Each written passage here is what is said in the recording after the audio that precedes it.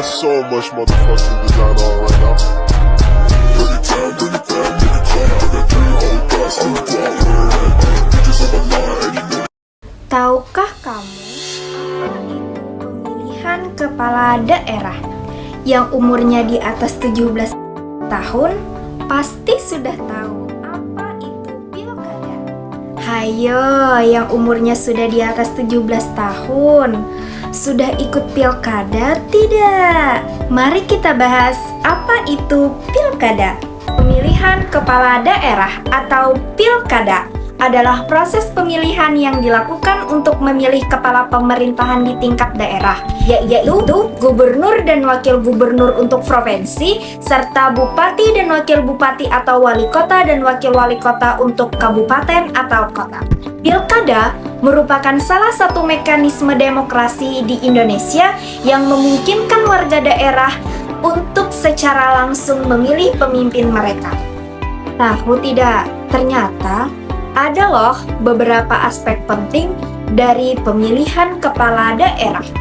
Aspek yang pertama yaitu langsung, umum, bebas, rahasia, biasa dikenal dengan luber. Pilkada dilakukan dengan prinsip-prinsip demokrasi yang mengutamakan kebebasan memilih secara langsung, umum untuk semua warga yang memenuhi syarat, bebas tanpa tekanan, dan rahasia. Yang kedua, peserta pilkada. Peserta pilkada adalah pasangan calon kepala daerah dan wakil kepala daerah yang diusung oleh partai politik atau gabungan partai politik atau calon independen yang memenuhi syarat dukungan masyarakat. Yang ketiga, di sana ada Komisi Pemilihan Umum atau biasa kita kenal dengan KPU. KPU dan KPU daerah bertanggung jawab atas penyelenggaraan pilkada. Mereka memastikan proses berjalan dengan adil, jujur, dan transparan. Yang keempat, tahapan pemilihan. Proses pilkada meliputi beberapa tahapan seperti pendaftaran calon, kampanye, pemungutan suara, penghitungan suara, dan penetapan hasil pemilihan. Yang kelima, pengawasan dan penyelesaian sengketa. Badan Pengawas Pemilu atau biasa kita sebut dengan Bawaslu mengawasi jalannya pilkada untuk mencegah dan menangani pelanggaran pemilu. Sengketa hasil pemilu dapat diajukan ke Mahkamah Konstitusi atau MK. Aspek yang terakhir adalah dampak sosial dan politik.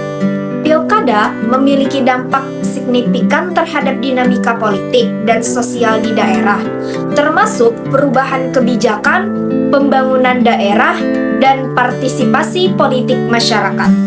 Pilkada merupakan wujud konkret dari desentralisasi dan otonomi daerah di Indonesia, di mana masyarakat daerah memiliki hak untuk memilih pemimpin mereka yang diharapkan dapat membawa perubahan positif dan pembangunan di wilayah masing-masing. Karena saya berada di kabupaten, maka saya akan menjelaskan tahapan pemilihan kepala daerah, bupati, dan wakil bupati. Pemilihan bupati serta wakil bupati dilakukan melalui pemilihan kepala daerah atau pilkada secara langsung, serentak dengan daerah lainnya di Indonesia, sesuai dengan jadwal yang ditetapkan oleh Komisi Pemilihan Umum atau KPU. Proses pemilihan ini dilibatkan beberapa tahapan penting. Di tahapan awal, ada pengumuman jadwal. KPU mengumumkan jadwal dan tahapan pilkada. Di tahapan awal juga terdapat pembentukan panitia, yaitu pembentukan panitia pemilihan kecamatan atau biasa disebut dengan PPK, dan panitia pemungutan suara atau biasa disebut dengan PPS untuk membantu proses pemilihan di tingkat kecamatan dan desa atau kelurahan. Tahapan yang kedua, pendaftaran pasangan calon. Pendaftaran pasangan calon ini terbagi menjadi dua. Yang pertama, calon dari partai politik. Yang kedua, calon independen.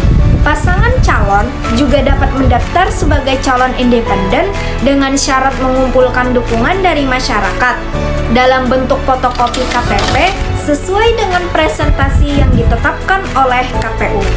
Di tahap yang ketiga, verifikasi dan penetapan calon. Di sini terdapat dua verifikasi. Yang pertama, verifikasi administratif. KPU melakukan verifikasi administratif terhadap dokumen dan syarat pencalonan. Yang kedua, verifikasi faktual. Khusus untuk calon independen, KPU juga melakukan verifikasi faktual terhadap dukungan masyarakat. Tahapan keempat, yaitu kampanye.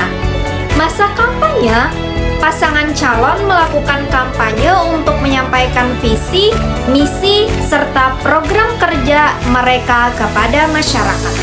Di sana juga terdapat debat publik, yang mana KPU mengadakan debat publik antara pasangan calon untuk memaparkan program dan menjawab pertanyaan.